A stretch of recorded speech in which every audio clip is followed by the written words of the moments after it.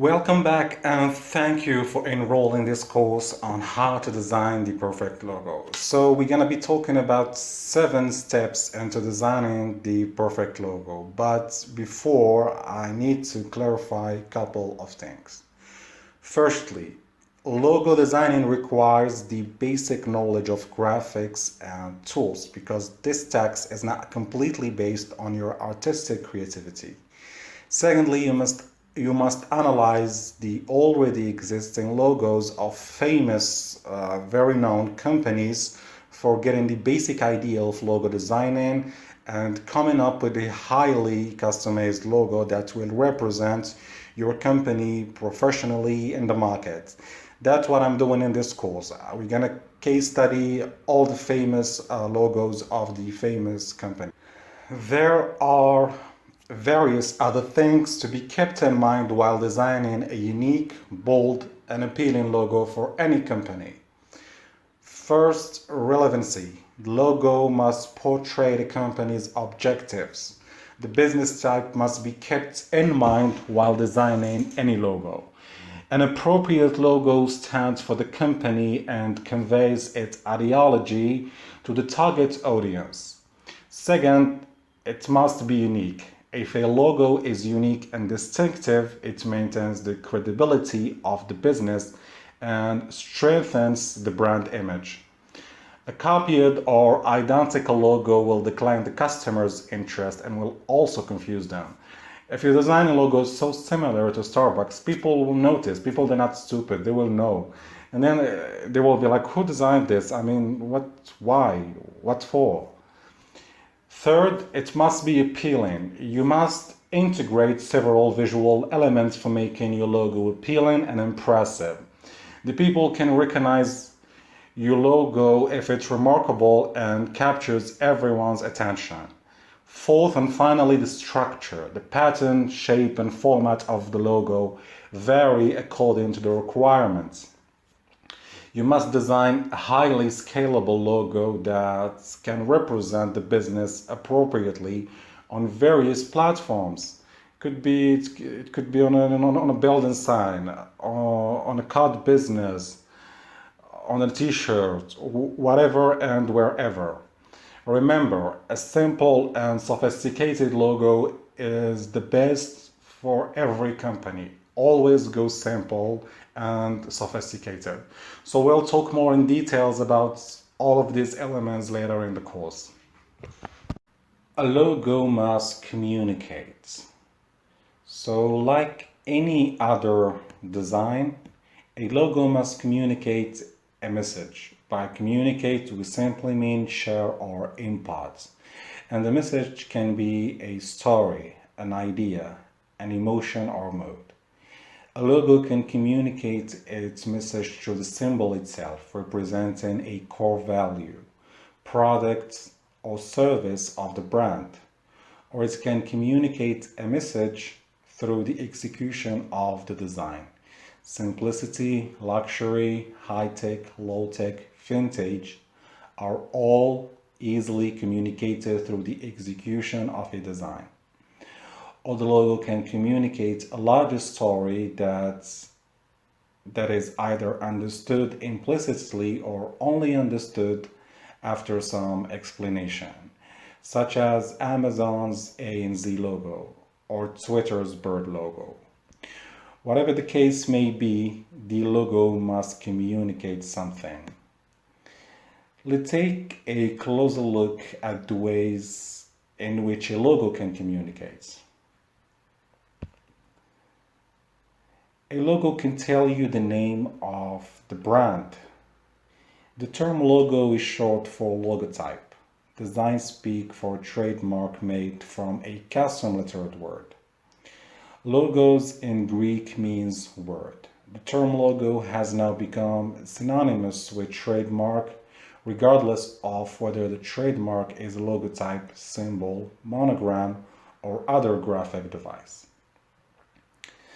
But this certainly gives us a clue as to the most basic duty of a logo, to tell us what the brand is. Coca-Cola, IBM, Ford. All these logos are simply an execution of the brand name. Logos that stand alone, independent of any logotype such as Apple, Twitter, and Nike, all started with the logo that incorporated their name. Only through a lot of repeated use and almost universal symbol recognition were they able to drop their name from their logo. So this concept is referred to as the branding.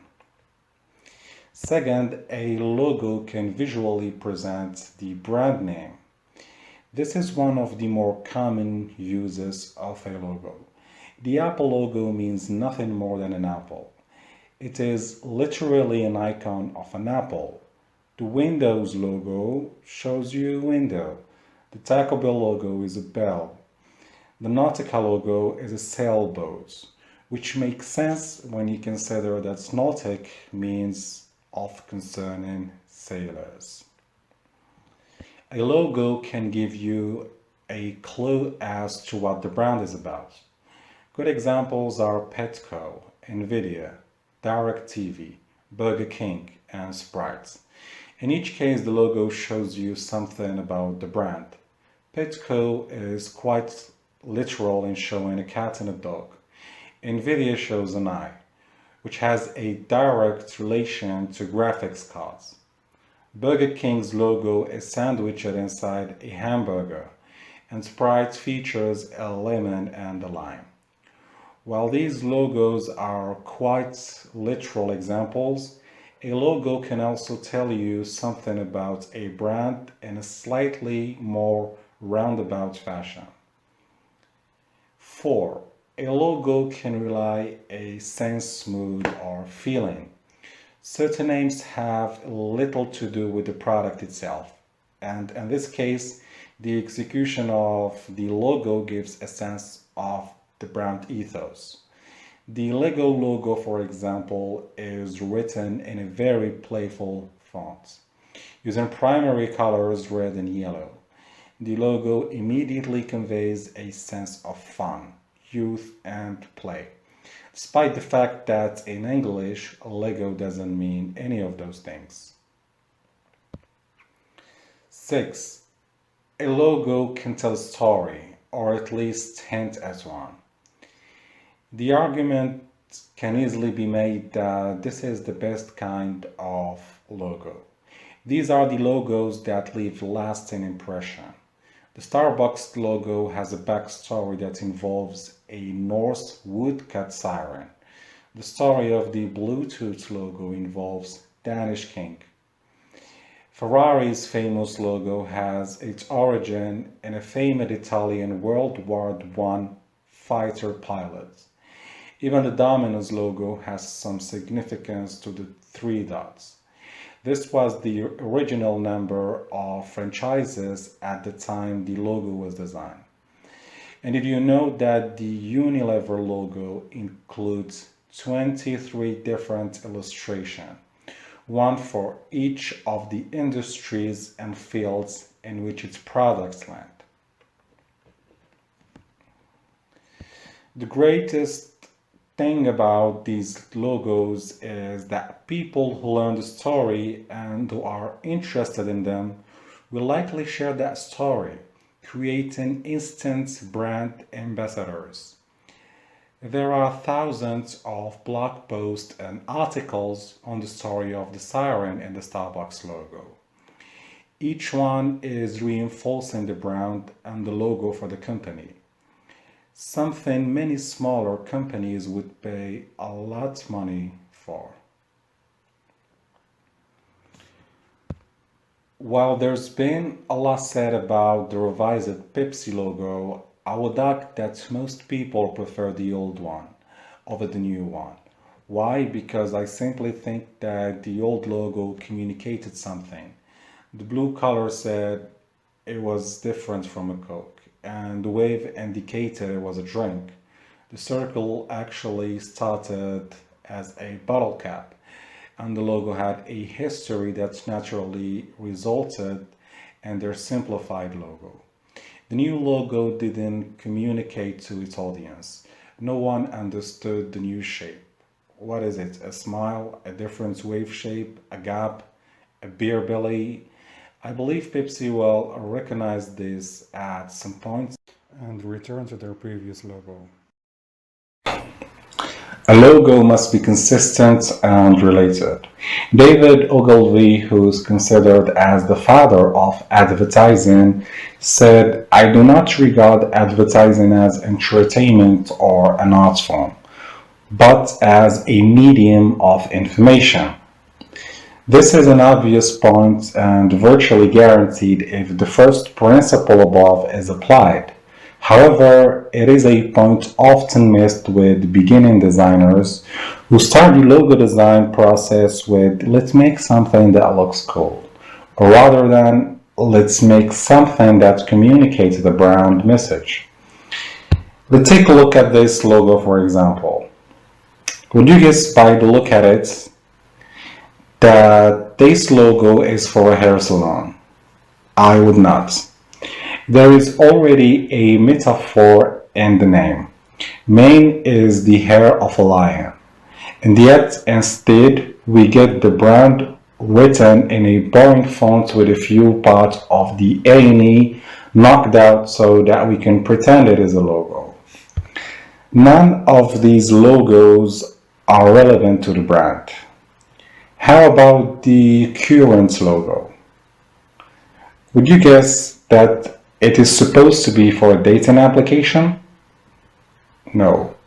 Built Nano and Adobe use the same design element yet are totally unrelated fields. The problem with most designs done on a website like 99designs.com is that the design process, which is usually 90% research and 10% design, is improperly balanced to 5% research, like whatever is posted on the internet, and 95% designing. In reality, most designs are just writing the name of the company and adding a stock vector element to the logo.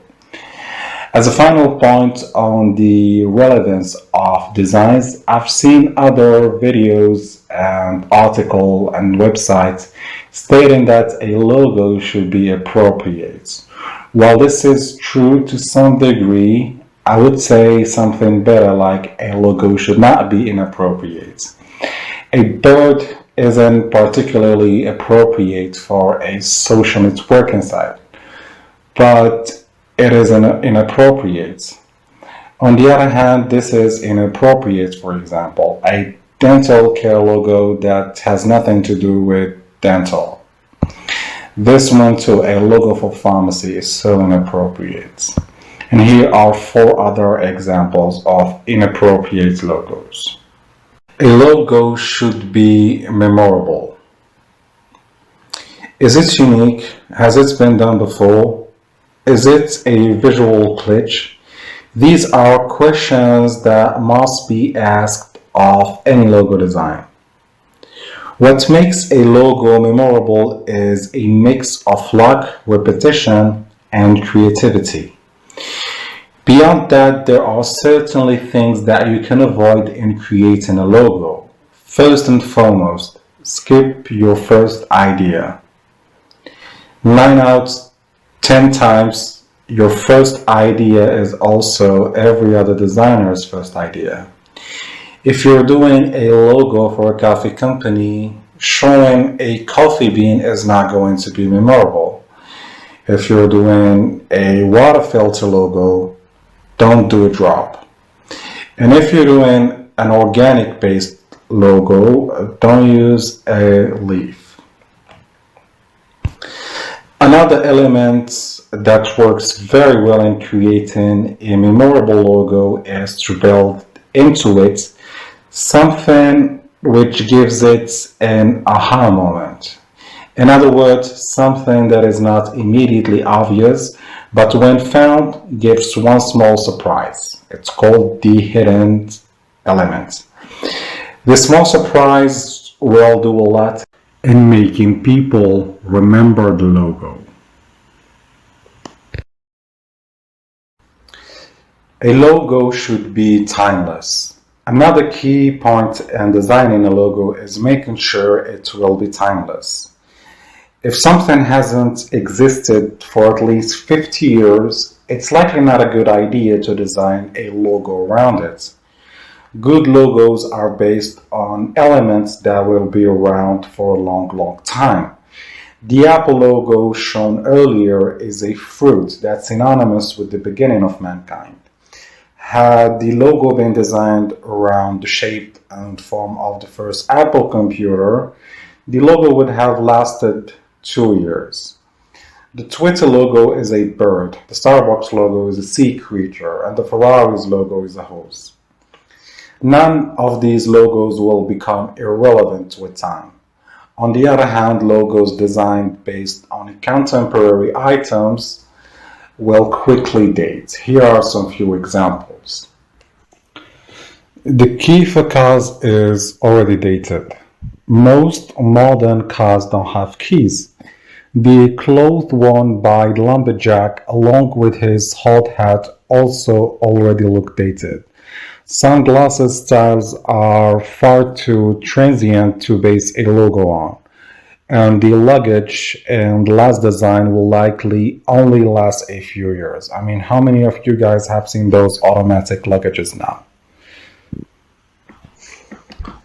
Another example of logos that aren't timeless. A logo should not have needless elements. Originally, I was going to have this point to be that a logo should be simple. And for most scenarios and situations, this is correct. The more simple a logo is, the easier is it to remember, and also the easier it is to explain.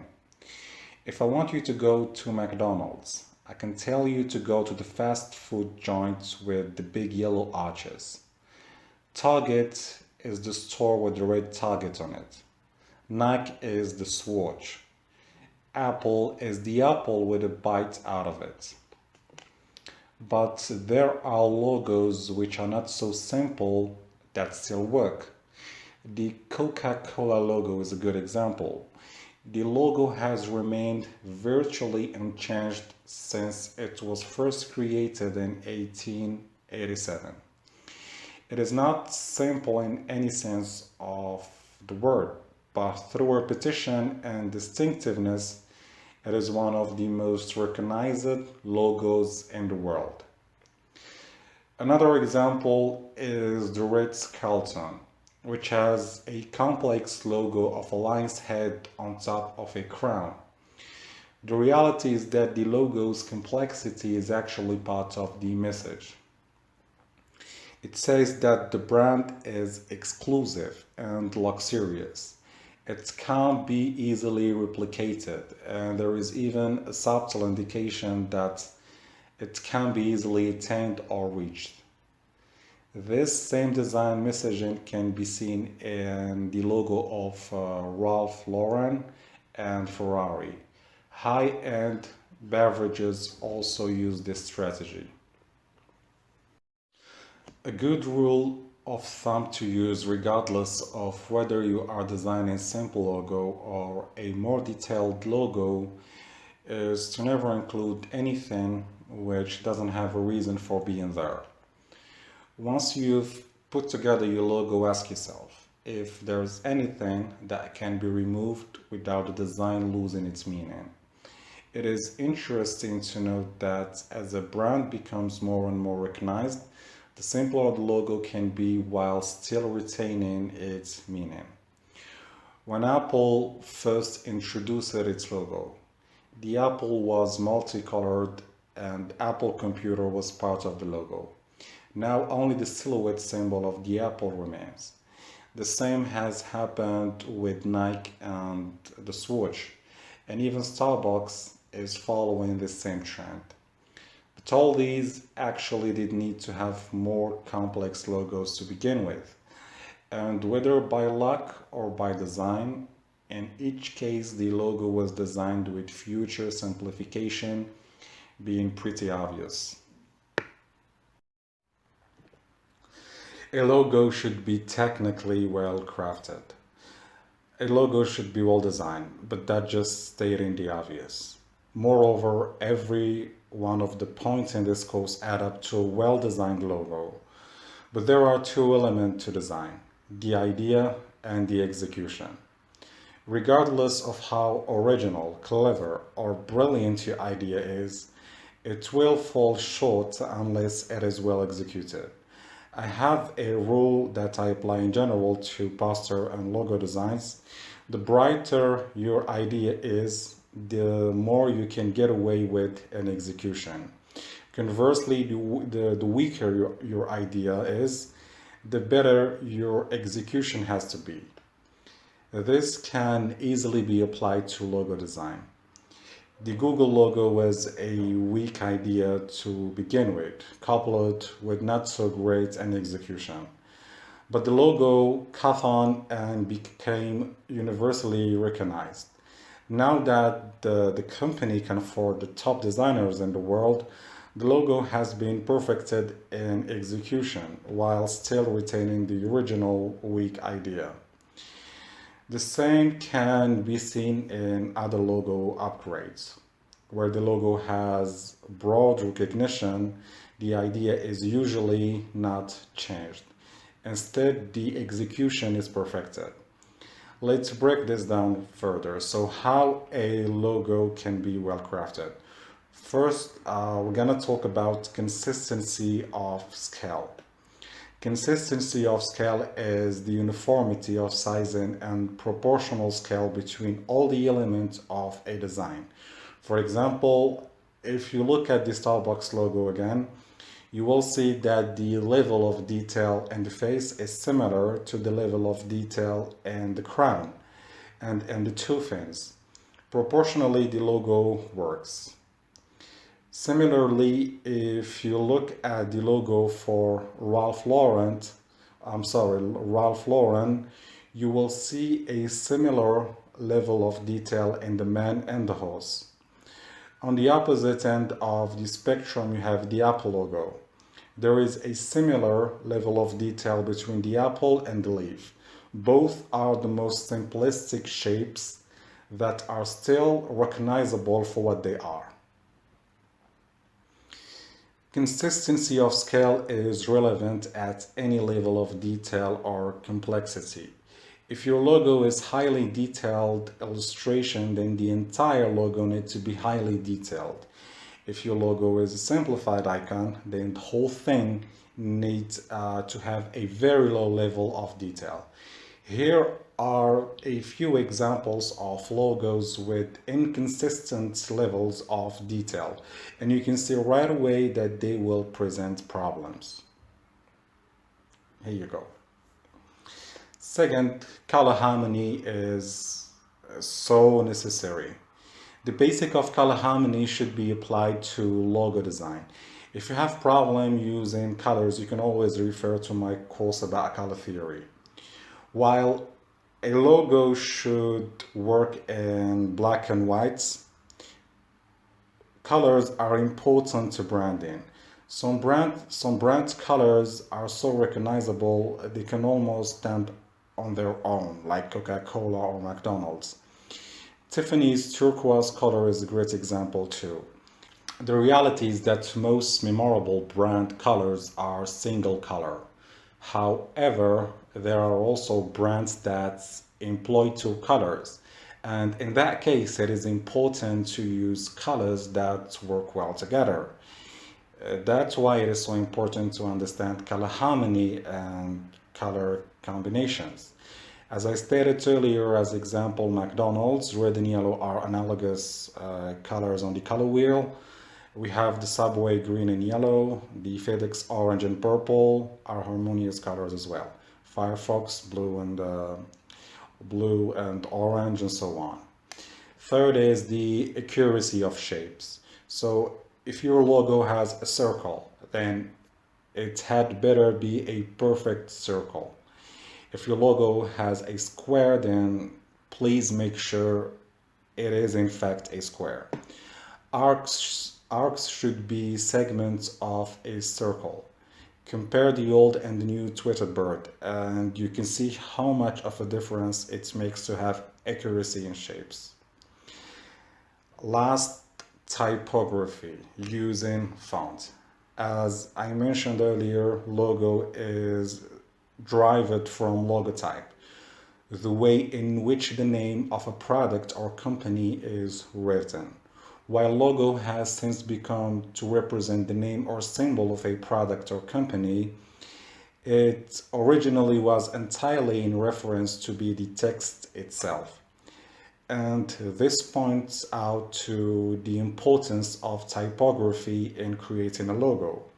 Let's talk about a couple of common mistakes when it comes to fonts.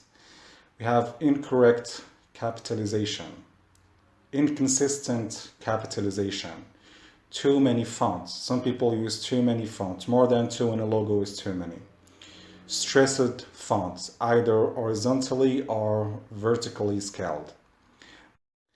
Then we have bad kerning. So bad kerning actually means bad adjustment of spacing between specific pairs of letters to optimize their appearance.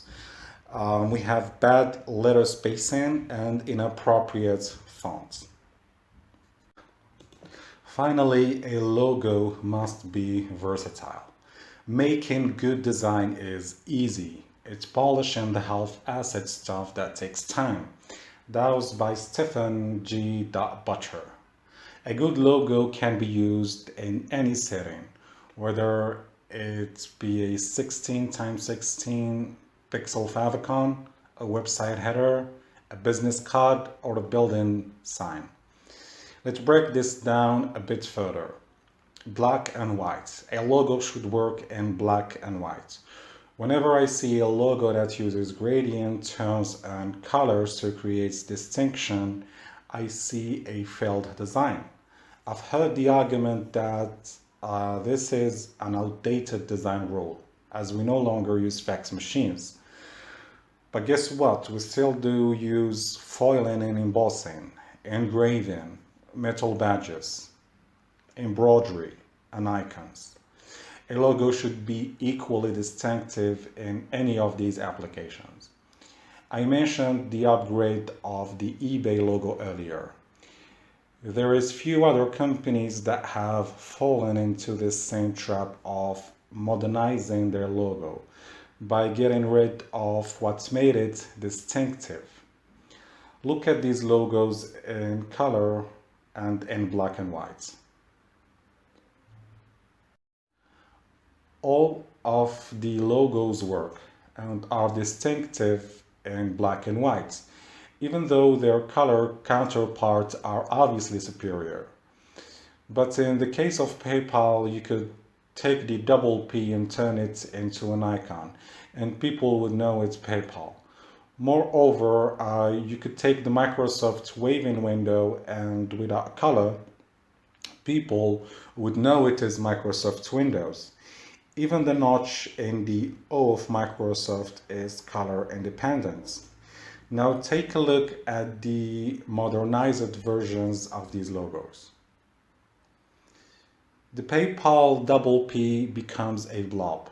eBay no longer looks like a logo. And the Microsoft Windows is not recognizable as a logo without color.